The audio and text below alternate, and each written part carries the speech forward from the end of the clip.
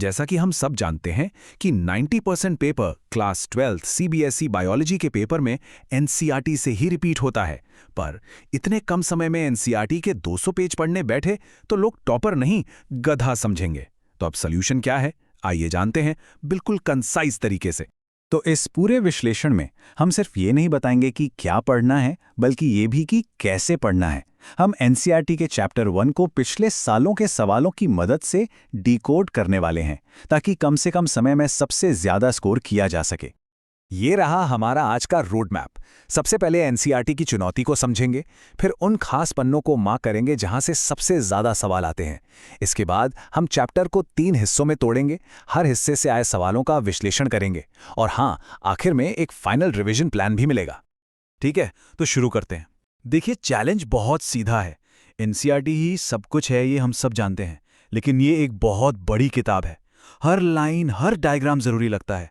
पर क्या सच में ऐसा है? स्मार्ट तैयारी का मतलब ही ये जानना है कि फोकस कहाँ करना है। तो इसका हल है डेटा। हमने पिछले कई सालों के सीबीएसई पेपर्स को अच्छे से एनालाइज किया है, सिर्फ ये पता लगाने के लिए कि बोर्ड के पेपर्स सेट करने वाले बार बार सवाल कहाँ से पूछते हैं। ये कोई जादू नहीं है, ये है प्योर एनालिसिस। तो ये रहे वो हॉटस्पॉट पेज। इन्हें लिख लीजिए या फिर स्क्रीनशॉट ले लीजिए।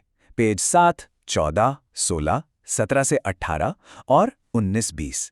यही है आपके चैप्टर 1 के सबसे जरूरी हिस्से। अब चलिए ये देखते हैं कि इन पेजों से असल में सवाल पूछे कैसे जाते हैं। तो हमारी ये जो यात्रा है, ये फर्टिलाइजेशन से पहले की घटनाओं से शुरू होती है। ये वो बेस है जिस पर पूरा चैप्टर टिका है और एग्जामिनर्स को ये पक्का करना अच्छा लगता है कि आपकी नींव मजबूत है या नहीं। यहाँ एक ऐसा कॉन्सेप्ट है जो बोर्ड को बहुत पसंद है, प्लॉइडी। ये बस ये बताने का एक फैंसी तरीका है कि एक सेल में क्रोमोसोम्स के कितने सेट हैं। 1 सेट n, 2 सेट 2n या फिर 3 सेट 3n। ये आपके बेसिक कॉन्सेप्ट्स का एक क्विक टेस्ट है। अब देखिए 2024 में ये सवाल कैसे पूछा गया। एक सीधा साधा एमसीक्यू, सिर्फ 1 नंबर का, लेकिन ये आपकी समझ की गहराई को जांचता है। बस इतना याद रखना है कि एंटीपोडल कोशिकाएं हैप्लॉइड n होती हैं, जाइगोट डिप्लॉइड 2n होता है और एंडोस्पर्म ट्रिप्लॉइड 3n होता है। अगर ये पता है तो 1 नंबर पक्का है। चलिए आगे बढ़ते हैं पॉलिनेशन और आउटब्रीडिंग डिवाइसेस पर। प्लांट्स, आप जानते हैं, सेल्फ पॉलिनेशन से बचने और जेनेटिक डाइवर्सिटी को बनाए रखने के लिए कमाल की स्ट्रैटेजीज अपनाते हैं और बोर्ड को इन्हीं स्ट्रैटेजीज के बारे में पूछना बहुत पसंद है। और ये स्लाइड, ये इस बात का एक बेहतरीन उदाहरण है। ये 2024 के पेपर का हूबहू चित्र है।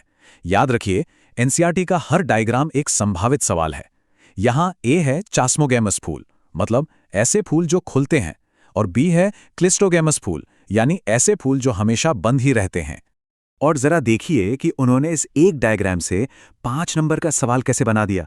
उन्होंने सिर्फ पहचानने को नहीं कहा, उन्होंने तुलना करने को कहा, पॉलिनेशन के तरीके पूछे और फिर आउटब्रीडिंग डिवाइसेस की लिस्ट भी मांगी।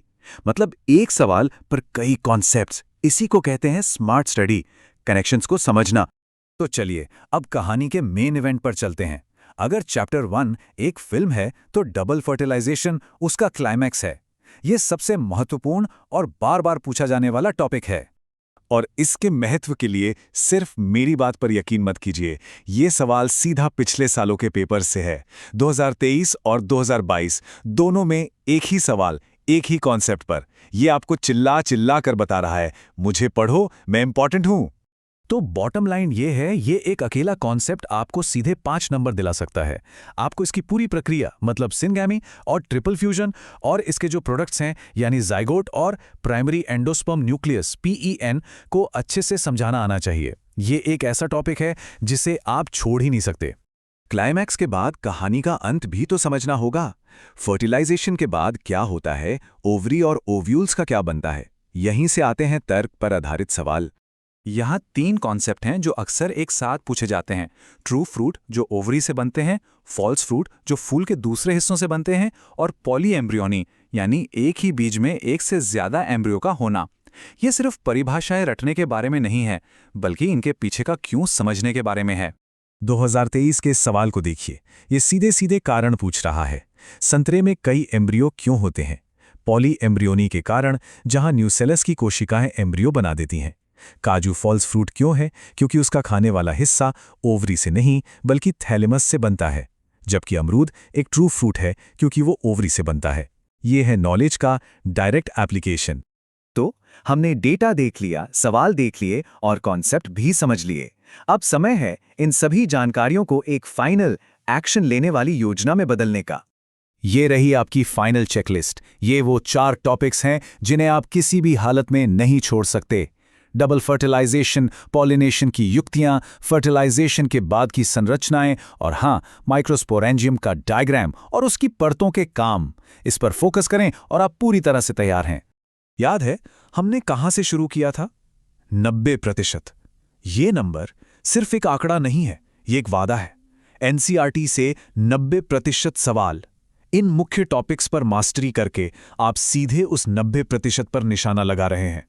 तो अब पक्के मार्क्स का नक्शा आपके हाथ में है। सवाल ये है कि आप इसका इस्तेमाल कैसे करेंगे। ज्ञान शक्ति है, लेकिन तभी जब उस पर काम किया जाए। तो जाइए और इस चैप्टर पर जीत हासिल कीजिए।